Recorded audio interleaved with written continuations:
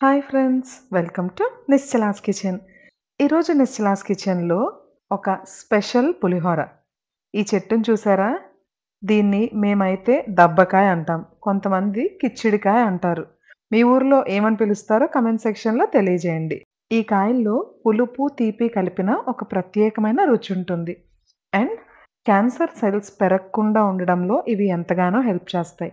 So, ఈరోజు మన special దబ్బకాయ పులిహోర. ముందుగా కొంచెం ఉప్పు, నూనె వేసి అన్నాన్ని పొడి పొడిగా ఉడికించుకోవాలి. అలా ఉడికిన అన్నంలోకి ఒక టేబుల్ స్పూన్ మరిగించిన నూనె, ఓ టీ స్పూన్ పసుపు, ఫ్రెష్ కరివేపాకు వేసి బాగా కలుపుకొని పక్కనుంచుకోవాలి. ఇలా వేడి అన్నంలోకి ఫ్రెష్ కరివేపాకు వేయడం వల్ల అన్నంకి ఒక ఫ్లేవర్ వస్తుంది. చూడండి. ఈ విధంగా కలిపి పక్కనుంచుకోండి. తర్వాత మనం పులిహోరకు కావాల్సిన రసం ప్రిపేర్ చేసుకుందాం. ముందుగా దబ్బకాయలు కట్ చేసి జ్యూస్ తీసి రెడీగా ఉంచుకోవాలి. ఈ కాయల పుల్లదనాన్ని బట్టి ఒక గ్లాస్ బియ్యానికి నాకు 4 కాయల రసం సరిపోయింది.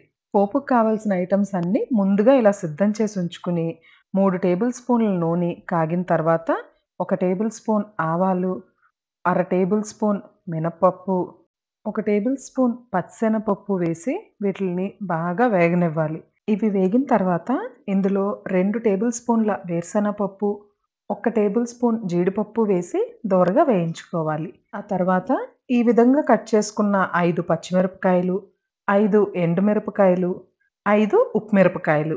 పులిహోరకి స్పెషల్ ఈ ఉప్పు మిరపకాయలే. పులిహోర తినేటప్పుడు ఈ ఉప్పు మిరపకాయతో పాటు తింటే టేస్ట్ చాలా బావుంటుంది. ఇవన్నీ కూడా దోరగా వేగిన తర్వాత ఇందులో 2 రెమ్మల కరివేపాకు, కొంచెం ఇంగువ వేసి ఒక్కసారి కలుపుకొని స్టవ్ ఆఫ్ చేసేయడమే. ఇప్పుడు ఈ పోపుని మనం ముందుగా కలిపి ఉంచుకున్న అన్నంలో వేసేసుకోవాలి. దీని ఆరోగ్య ప్రయోజనాలు చూస్తే మాత్రం ప్రతి ఒక్కరూ వీలున్నప్పుడల్లా ఖచ్చితంగా చేసుకోవాలి. ఇది కొలెస్ట్రాల్ తగ్గించడంలో హెల్ప్ చేస్తుంది. షుగర్, బీపీలను కంట్రోల్‌లో ఉంచుతుంది. చర్మ సంబంధిత వ్యాధులేమన్నా ఉంటే వాటికి కూడా ఇది ఎంతో హెల్ప్ అవుతుంది. అధిక బరువుతో బాధపడే వారికి కూడా ఇది ఉపయోగపడుతుంది. మరి మీరు కూడా ట్రై చేస్తారు కదూ!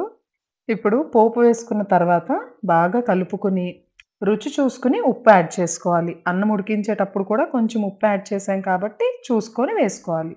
తర్వాత చివరిగా మనం తీసి రెడీగా ఉంచుకున్న దబ్బకాయ జ్యూస్‌ని కూడా యాడ్ చేసి బాగా కలుపుకొని ఒక్క 10 నిమిషాలు పక్కనుంచి ఈ పులుపు, ఉప్పు ఫ్లేవర్ అంతా కూడా రైస్‌కి బాగా పట్టిన తర్వాత తింటే ఎక్సలెంట్‌గా ఉంటుంది.